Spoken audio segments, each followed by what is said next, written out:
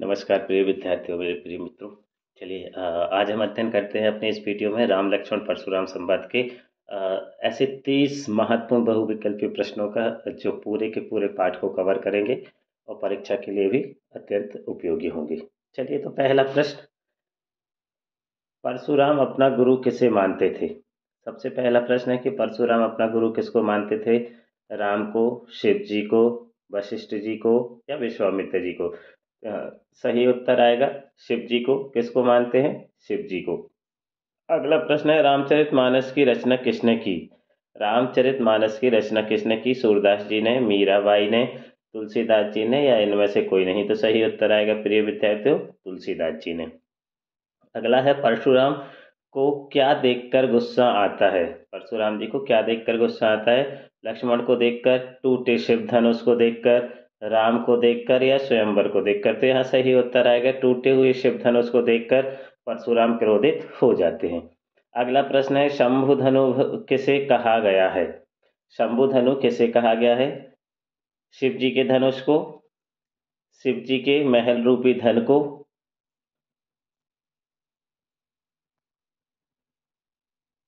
या शिव रूपी धन को या शिव जी को? तो यहाँ सही उत्तर आएगा शंभु धनु किसको कहा गया है? शिव जी को कहा, के धनुष को कहा गया है।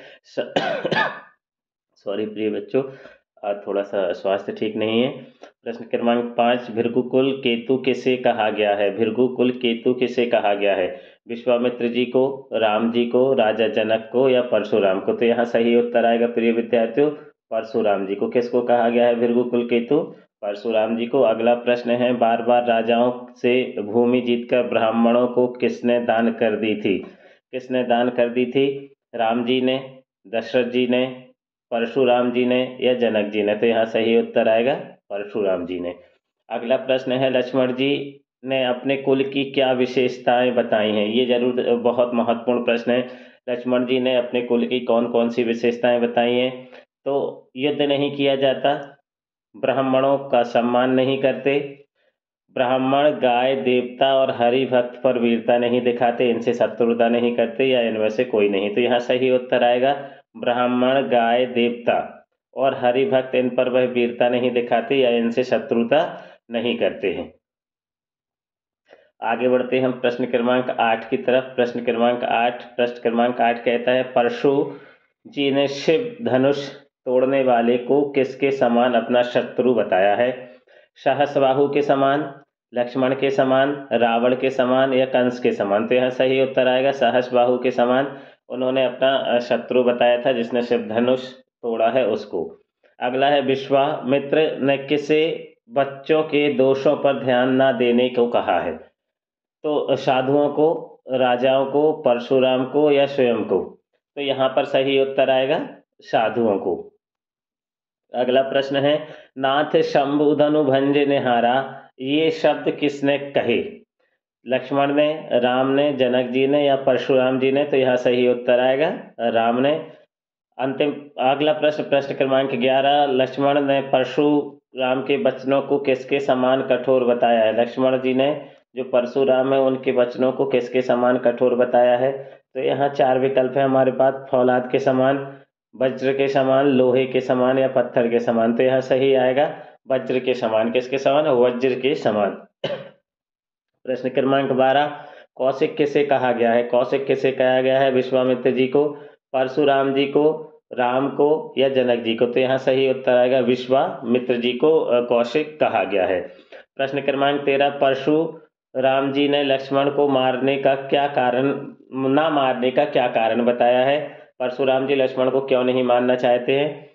उनके बालक होने के कारण, उनके राजकुमार होने के कारण, डर के कारण या ये सभी विकल्प सही है? तो यहाँ सही उत्तर आएगा उनके बालक होने के कारण, कि वह अभी बालक हैं इसलिए वह उनका वध करना नहीं चाहते। अगला प्रश्न है, लक्ष्मण के अनुसार वीर अपनी वीरता कहाँ दिखाते हैं? युद्ध भूमि में, रण में, घर में, का और खा दोनों में? तो यहाँ सही उत्तर आएगा प्रिय विद्यार्थियों का और खा दोनों में। युद्ध भूमि और रणभूमि का अर्थ एक ही होता है।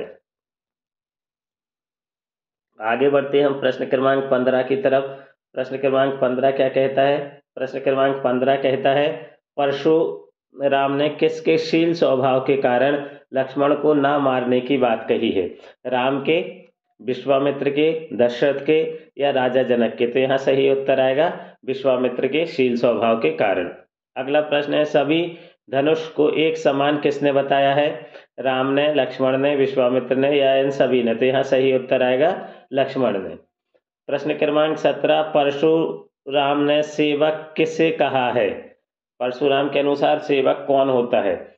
सेवा करने वाला, लड़ाई करने वाला, प्रेम करने वाला या इन सभी को? तो यहाँ सही उत्तर आएगा सेवा करने वाले को उन्होंने सेवक कहा है। वो कहते हैं, हे राम सेवक वही जो करे सेवकाई, अरि कर नहीं करे कर ही लड़ाई।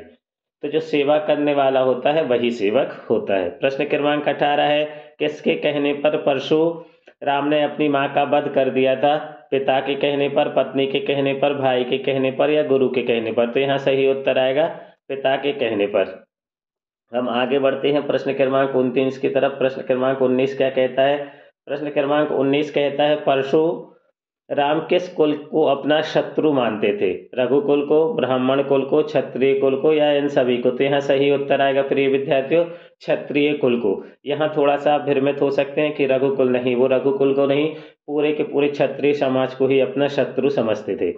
प्रश्न क्रमांक 20, राम लक्ष्मण परशुराम संवाद रामचरितमानस के किस कांड से लिया गया है? ये जरूर ध्यान रखिएगा, किस कांड से लिया गया है? सुंदर कांड से, अयोध्या कांड से, बाल कांड से या लंका कांड से? तो यहाँ सही उत्तर आएगा बाल कांड से। कहाँ से लिया गया है? बाल कांड से। प्रश्न क्रमांक 21, रामचरितमानस किसके द्वारा लिखी गई? रामचरितमानस किसके द्वारा लिखी गई? सूरदास जी के द्वारा, तुलसीदास जी के द्वारा, राम जी द्वारा या वाल्मीकि द्वारा? तो यहाँ सही उत्तर आएगा तुलसीदास जी के द्वारा। प्रश्न क्रमांक 22, परशुराम जी ने किसकी भुजाओं को अपने फरसे से काटा था? सहस्त्रबाहु की भुजाओं को, विश्वामित्र की भुजाओं को, लक्ष्मण की भुजाओं को या रावण की भुजाओं को? तो यहाँ सही उत्तर आएगा सहस्त्रबाहु की भुजाओं को।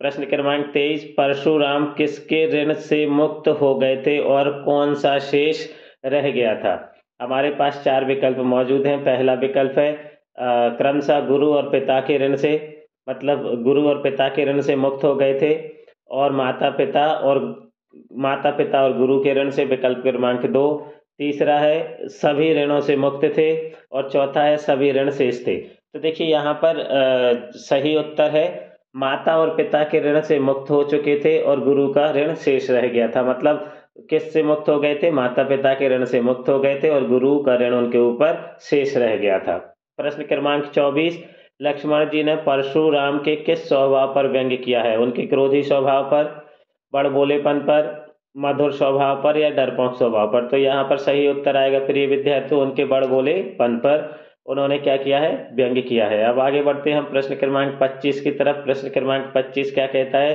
तर्जनी देखकर किसका फल मुरझा जाता है? तर्जनी देखकर किसका फल मुरझा जाता है? कद्दू का, आम का, लौकी का या तरबूज का? तो यहाँ सही उत्तर आएगा कद्दू का। यहाँ कोमलबतिया को नाही, कोमलबतिया मतलब कद्दू का फल, कोमड़ा को कद्दू बोला जाता है।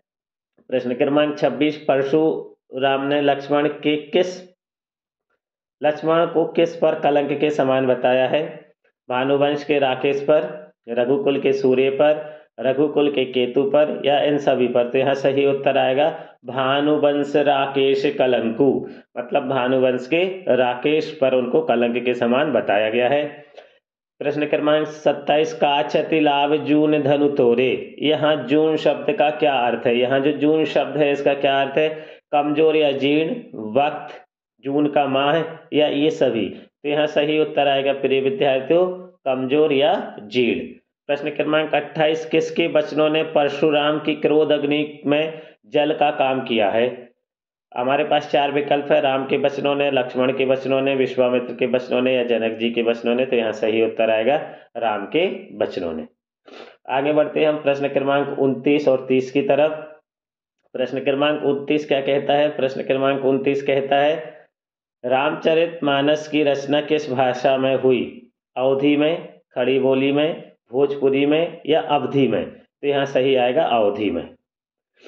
प्रश्न क्रमांक 30, अयमय का अर्थ होता है गन्ने का बना हुआ, लोहे का बना हुआ, लकड़ी का बना हुआ या इनमें से कोई नहीं। तो यहाँ सही उत्तर आएगा प्रिय विद्यार्थियों, लोहे से बना हुआ।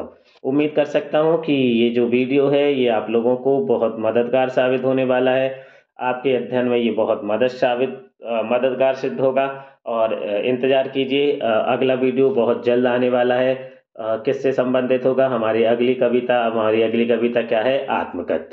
तो अपने चैनल से जुड़े रहिए और ऐसी ही बहुत शिक्षाप्रद जानकारी प्राप्त करते रहिए। धन्यवाद।